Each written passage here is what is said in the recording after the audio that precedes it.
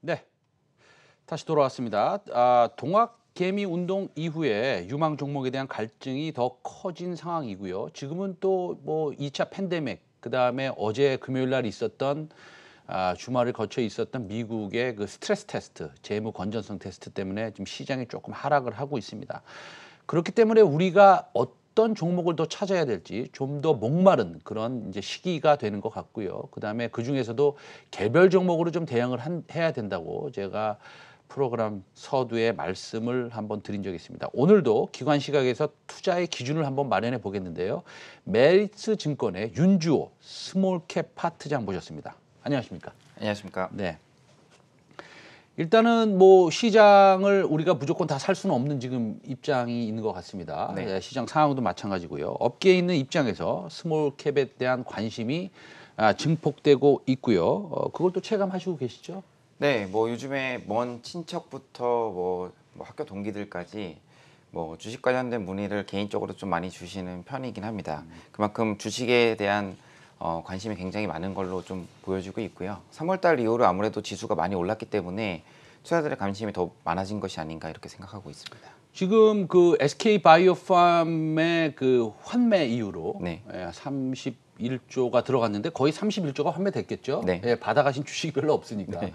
그럼 그게 시장에 남아 있을 거냐 안 남아 있을 거냐 그거는 뭐 우리가 각각 만나서 여쭤봐야 되는 것이고 예. 그 데이터들이 이제 앞으로 나올 수 있습니다. 그런데 어쨌든 시장에 좀 돈은 많지만 우리가 지금 뭐 2차 팬데믹이나 미국의 뭐 은행 스트레스 테스트나 아니면 트럼프 대통령의 갈팡질팡하는 모습, 그다음에 바이든의 그 약진으로 인해서 조금 어려운 시장을 좀 겪고 있는 것 같습니다. 그러나 그렇다고 본다면 우리 파트장님 역시 개인 자금은 중소형주, 네. 좀 모멘텀에 있는 종목으로 좀 방망이를 짧게 잡고 네. 가는 게 좋을 것 같은데 네. 뭐 어떻게 생각하십니까? 저도 그 말씀하신 부분에 굉장히 동의하는 추세고요. 중장기로는 우상향이라고 보시면 될 것 같습니다. 다만 아까 말씀드린 것처럼 3월 달부터 이제 6월 달까지 급격한 상승이 있었기 때문에 단기의 기간 조정은 저희가 너무 무서워할 필요는 없다 이렇게 생각을 좀 하고 있고요. 그거에 따른 투자 전략이 필요하다 이렇게 생각을 하고 있습니다. 네. 그러면 우리가 이제 스몰캡 팀장님이시니까 네. 파트장님이시니까 네. 이제 스몰캡의 종목에 대해서 이제 여쭤볼 겁니다. 네. 예. 그 어떤 섹터 좋아하세요, 일단은요? 일단 스몰캡이라는 것 자체가 어떤 뭐 특별한 섹터를 커버하는 게 아니고 이제 다양한 섹터들을 보기 때문에 지금 선호하고 있는 섹터는 아마 눈에 보이시는 것처럼 이제 수소 관련주. 이제 수소 같은 경우에는 이제 7월 달 초에 이제 EU에서 정책이 나올 때까지 모멘텀이 살아있기 때문에 7월 8일 날 나죠? 네, 예, 그때까지는 뭐 트레이딩 전략이 맞다라고 저는 보고 있고요. 지금 보시면은 대장주였던 뭐 두산 피어셀을 지나서 이제 다른 종목으로 순환매가 나오는 그런 흐름이라고 보시면 될 것 같고, 그 다음에 이제 실적으로 보면은 이제 아무래도 소부장이 좀 편하죠. 실적을 좀 중요시 여기는 분들은 뭐 아까 보니까 뉴스에도 나오던데 동진 세미킴이나 ENF테크나 이런 업체들을 아무래도 2분기 실적 시즌에 좀 관심 있게 보시면 될 것 같습니다. 잘 알겠습니다. 예. 수소 관련주에 대한 말씀을 좀 해주셨고, 그다음에 어쨌든 결론적으로는 성장주다. 네, 뭐 그렇죠. 이렇게 말씀하시는 거고요. 네. 그다음에 7월 8일 날 유럽에서 이제 그 정책이 나오지 않습니까? 네. 이제 과거보다 얼만큼 그 정책, 그러니까 그 규모가 커졌냐? 네. 그거 제가 외우고 있습니다. 하도 황당해서 70배 이상 커진답니다. 네. 예, 그래서 S퓨얼셀이나 이제 그 두산 퓨얼셀은 좀 많이 올라갔습니다. 예. 이제 뭐 그 다음 거 상하 프론텍이라든지 네. 일진 다이아라든지 이렇게 좀 숫자가 나오는 네, 위주로 네. 좀 집중했으면 좋겠다라는 네. 말씀을 하셨습니다. 네. 제가 지금 원고를 보니까 오늘 가져오신 그 탑픽이 네. 인텔리언 테크입니다. 네. 근데 인텔리언 테크가 오늘 조금 빠지고 있는데 요거 좀 그 우리 시청자 여러분들이 관심이 좀 많으세요. 네. 요거 인텔리언 테크에 대해서 우리가 좀 얘기를 나눠보도록 하겠습니다. 네. 인텔리언 테크 왜 좋아하십니까? 일단 제가 뭐 애널리스트 시작한 첫 종목이 이제 인텔리안 테크였고요. 아, 그렇습니까? 네. 그래서 제가 인연이 있네요. 네, 그렇죠. 네. 제가 이제 10년 동안 운영 쪽에 있다가 네. 이제 이쪽으로 커리어를 좀 바꿔서 네네. 처음 좋아했던 종목이 이제 네. 인텔리안 테크고요. 네. 이 회사는 아시는 것처럼 글로벌 MS 70%를 차지하고 있는 인공위성 안테나 업체라고 보시면 될 것 같아요. 70%요? 네. 그러면은 뭐 전 세계에서 1등이란 얘기죠?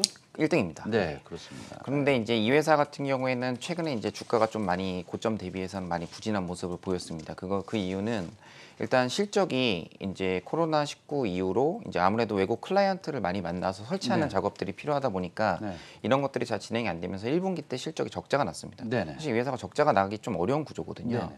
그래서 2분기부터는 1분기 대비해서 QOQ로는 올라오지만 한 BEP 정도의 실적을 예상을 하고 있고 네.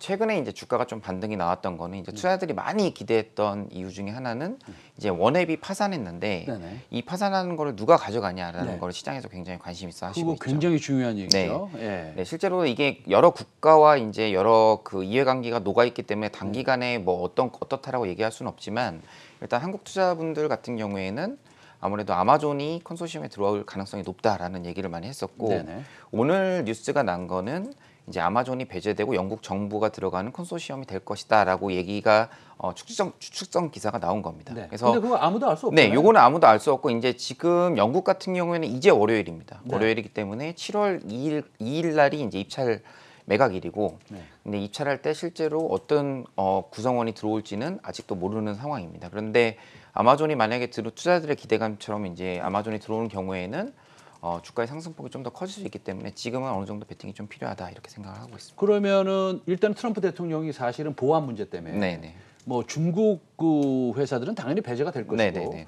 이게 원래 그 버지니아에 본사가 있고 네. 런던에 본사가 있지 않습니까? 그래서 이걸 뭐 영국 회사라고 얘기하기도 어렵고 네네. 사실은 비즈니스를 전부 다 미국 회사이기 네네네. 때문에 미국 회사라고 보기도 어려운데 어쨌든 글로벌 회사다라고 네.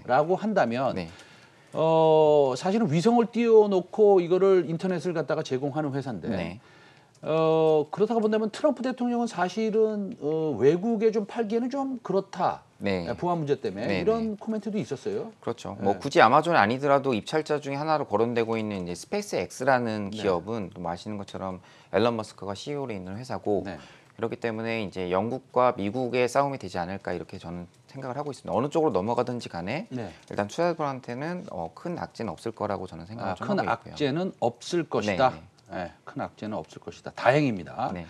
실적은 그러면 한 4분기 정도면 확실히 좋아질 수 있나요? 일단 이 회사는 어떻게 보면 시크리컬이죠. 저희가 네. 이제 화학주나 이런 거 보듯이 이제 QOQ로 보셔야 됩니다. 연간에 큰 그림에서 성장 중긴 하지만 분기별로는 변동성이 굉장히 심한 주식이라고 네네. 보시면 될 것 같고 다만 1분기는 아까 말씀드린 것처럼 적자액이었기 때문에 네. 주가가 시가총액 기준으로 한 1,500억까지 빠진 건 이미 반영이 됐다. 네. 그럼 2분기도 어느 정도 BEP에 올라오고 3분기에 QOQ로 또 다시 올라오는 그림은 네. 이제 한 8, 9월 정도에 저희가 체크를 좀 할 수 있을 것 같고요. 그렇게 되면 실적 면에서도 다시 이제 정상적으로 돌아간다 이렇게 보시면 될 것 같습니다. 알겠습니다. 실적 면에서도 정상적으로 돌아갈 것이고 7월 2일 날 미국 시간으로 네. 누가 이 원웹을 사갈지는 아무도 모른다. 네, 네. 이런저런 뉴스가 나오지만 그것은 우리가 알 수 없는 것이다. 예, 예. 그다음에 트럼프 대통령은 해외 기업에 파는 것을 주저하고 있다. 네. 뭐 이 정도로 정리해도 네, 되겠습니까? 맞습니다. 네, 알겠습니다. 네. 두 번째 종목 가져오신 종목은 제가 이렇게 잘 알지는 못하는 종목이네요. 네. 이거는 YMC라는 종목인데 네. 어떤 회사입니까? 이 업체는 아마 처음 들어보시는 분도 있을 것 같은데요. LCD 이설을 전문적으로 하는 업체입니다. 그래서 본업의 경우에는 이제 OLED에 들어가는 타겟 소재를 하고 있고요. 연간 한 100억 정도 영업이익을 버는 회사라고 보시면 될 것 같고 그다음에 수년금 상태 재무 구조는 굉장히 튼튼합니다. 이게 수년금 상태로 있기 때문에 수년금 500억 정도. 그래서 저는 이제 회사의 바텀 가치는 한 시가총액 기준으로 1,500억 정도 보고 있고요. 과거에 이제 삼성 디스플레이의 L5, L6 팹을 이제 이설하면서 총 4,500억의 수주를 받았고 네. 그 수주 받은 3년 전에 받았던 게 지금까지 매출로 이어지고 있는 회사라고 보시면 될 것 여기에 같습니다. 우리 시청자 여러분들한테 하나 설명하실 것이 네. 있을 것 같아요. 네. 이설한다는 거. 이설이요. 예, 예, 이설. 네네. 예. 그게 뭡니까? 네, 이설이라고 하면은 이제 LCD랑 디스플레이 같은 경우는 공장이 굉장히 큽니다. 네. 이 공장 같은 경우에는 이제 어느 정도 노후화가 되면 삼성 디스플레이 같은 경우에는 아시는 것처럼 글로벌 1등 기업이기 때문에 이제 OLED나 폴더블 쪽으로 이제 투자를 계속하고 있고요. 과거에 LCD 같은 경우에는 이제 레거시 저희가 오래된 비즈니스이기 때문에 이 공장을 원하는 고객한테 이제 파는 비즈니스를 하는 겁니다. 네. 다만 쉽게 생각하시면은 이삿짐 공장을 이사한다. 네. 이사하면 이삿짐 센터라고 보시면 되는데 이게 뭐 일반 이삿짐이야 뭐 여러 가지 플레이어들이 많지만 이 업체 같은 경우에는 디스플레이하는 굉장히 예민한 기기들을 다루기 때문에 전문성이 좀 있어야 된다. 그래서 과거 이력이 있는 YMC가 이제 향후 이제 LCD 공장 이설에 아마 주역이 될 가능성이 높다라고 생각하고 있습니다. 알겠습니다. 네. 근데 OLED 부진에도 지금은 네. 조금 부진하지만 네. 이게 앞으로 3분기, 4분기에 실적이 좀 늘 것이고 네. 그다음에 또 밸류에이션상 우리가 네. 살만한 가격인지 네, 그것도 네. 마지막으로 좀 체크를 좀 해주세요. 네, 일단 뭐 오늘도 뉴스가 나왔죠. A5라고 불리는 이제 중소형 OLED 투자가 금지될 것이다 이렇게 얘기를 하고 있지만 연초부터 일단 전방 업체인 국내 대형 디스플레이 업체는 LCD 셧다운을 기정사실화되어 있습니다. 그래서 LCD 이설은 이제 9월까지 예정이 좀 되어 있고요. 그러면은 지금이 이제 7월 거의 이제 7월 초지 않습니까? 그러면 7월이나 8월, 9월 요 3개월만 기다리시면 일단 이거 관련된 수주가 나올 가능성이 굉장히 높다라고 되어 있고 지금 시가총액 기준으로 한 2천억 정도 하고 있는데 이설 관련된 아까 바텀 가치는 제가 1,500억 정도로 말씀드렸고 이설 관련된 가치는 지금 500억 정도 나와 있는데요.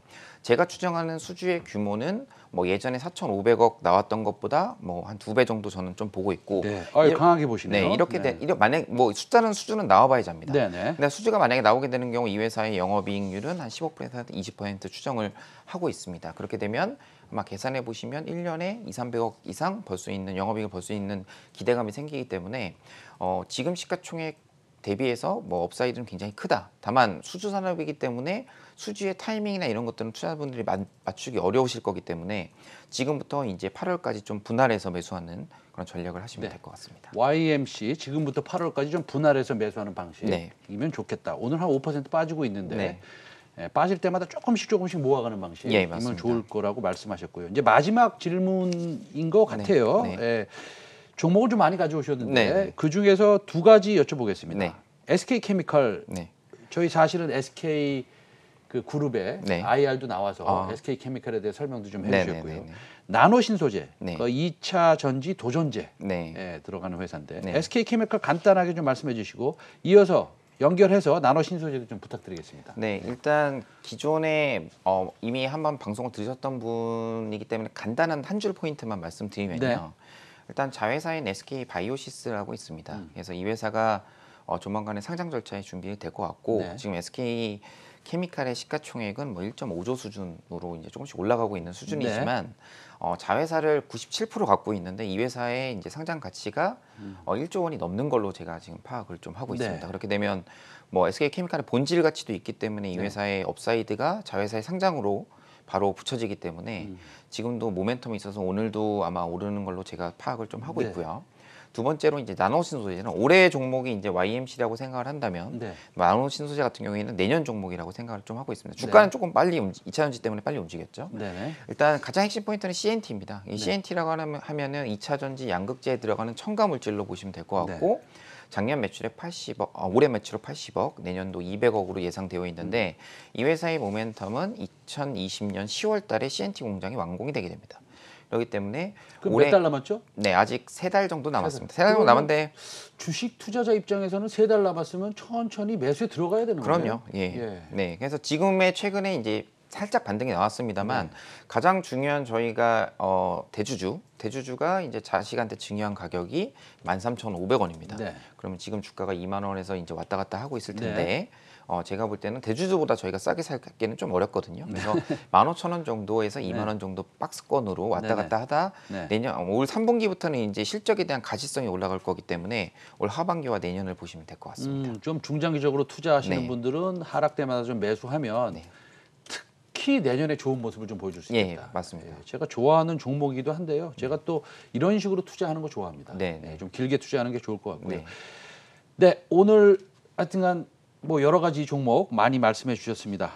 윤주호 파트장님 감사합니다. 네, 감사합니다. 네.